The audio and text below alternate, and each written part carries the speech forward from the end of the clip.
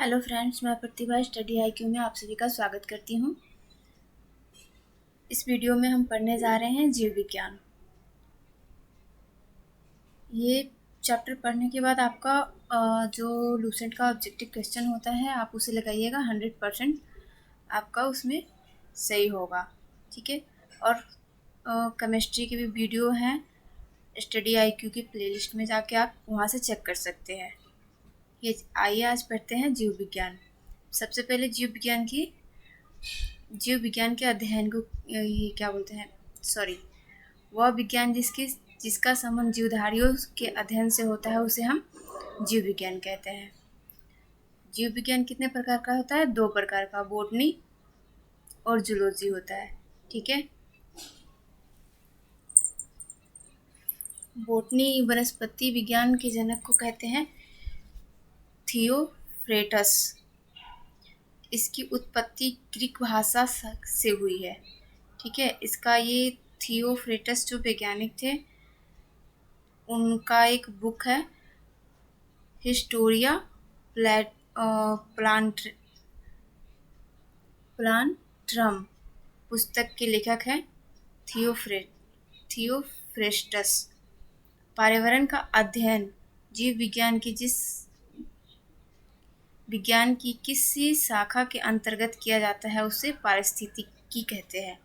फूलों के संवर्धन के विज्ञान को फ्लोरिकल्चर कहते हैं। डेंड्रोलॉजी का संबंध झाड़ियों के अध्ययन से कहते हैं, झाड़ियों के अध्ययन को डेंड्रोलॉजी कहते हैं। फूलों के अध्ययन को कहते हैं एंथ्रोलॉजी। जीवाश्म वनस्पति विज्ञान में जीवाश्मों का अध्ययन होता है, या जीवाश्मों का अध्ययन जीवाश्म वनस्पति विज्ञान में किया जाता है, ठीक है। वनस्पति विज्ञान की शाखाएं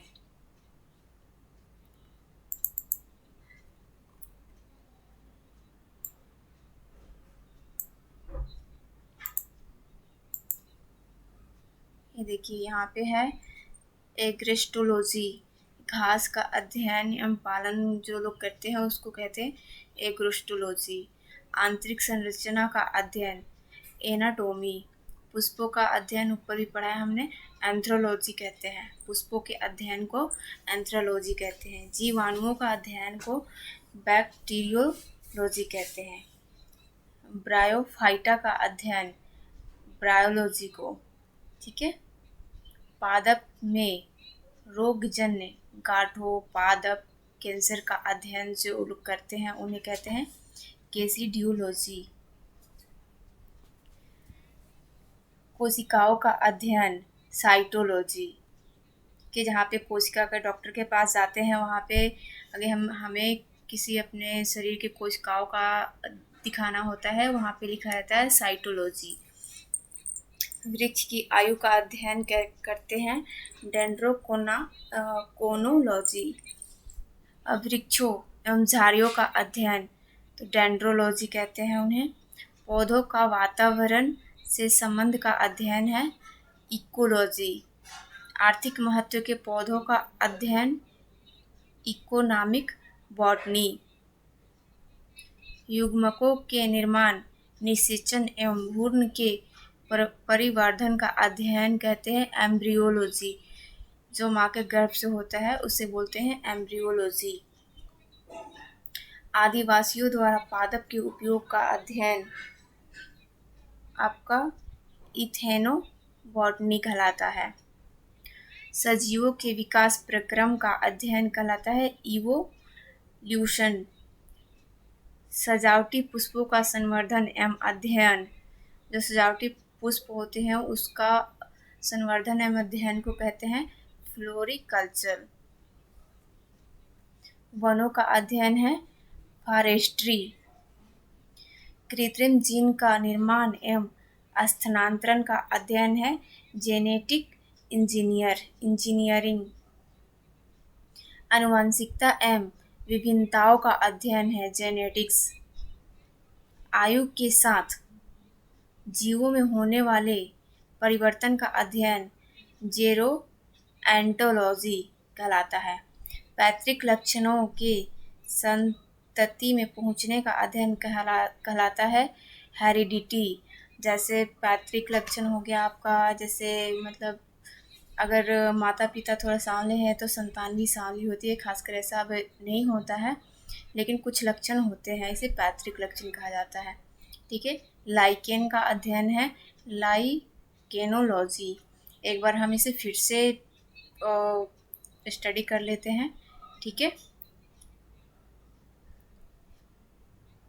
एक एस्ट्रोलॉजी घासों का अध्ययन, एनाटॉमी आंतरिक संरचना का अध्ययन, एंथ्रोलॉजी पुष्पों का अध्ययन, बैक्टीरियोलॉजी जीवाणु का अध्ययन, ब्रायोलॉजी ब्रायोफाइटा का अध्ययन, केसिडियोलॉजी पादप में रोगजन्य गांठ हो, पादप कैंसर का अध्ययन, जिन्हें कैंसर वगैरह का अध्ययन जो लोग करते हैं उसे केसिडियोलॉजी कहते हैं। जो लोग कोशिकाओं का अध्ययन, जो डॉक्टर कोशिकाओं का अध्ययन करते हैं उन्हें साइटोलॉजी, वृक्षों की आयु का अध्ययन जो लोग करते हैं उन्हें डेंड्रोकोनोलॉजी, वृक्षों एवं झाड़ियों का अध्ययन जो लोग करते हैं डेंड्रोलॉजी होता है। पौधों का वातावरण से संबंध का अध्ययन इकोलॉजी, आर्थिक महत्व के पौधों का अध्ययन इकोनॉमिक बॉटनी, युग्मों का निर्माण, निषेचन एवं भ्रूण के परिवर्धन का अध्ययन एम्ब्रियोलॉजी, जो कि माँ के गर्भ से होता है। ठीक है। आदिवासियों द्वारा पादप के उपयोग का अध्ययन होता है एथेनोबॉटनी, सजीवों के विकास प्रक्रम का अध्ययन कहते हैं इवोल्यूशन। ठीक है। सजावटी फूलों का संवर्धन एवं अध्ययन कहलाता है फ्लोरिकल्चर। वनों का अध्ययन कहलाता है फॉरेस्ट्री। कृत्रिम जीन का निर्माण एवं स्थानांतरण का अध्ययन कहलाता है जेनेटिक इंजीनियरिंग। आनुवंशिकता एवं विभिन्नताओं का अध्ययन जेनेटिक्स। आयु के साथ जीवों में होने वाले परिवर्तन का अध्ययन जेरोंटोलॉजी कहलाता है।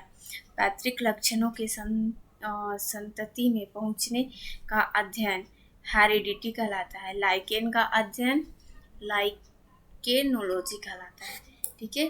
आज के लिए इस वीडियो में इतना ही, इसके आगे का कल करेंगे।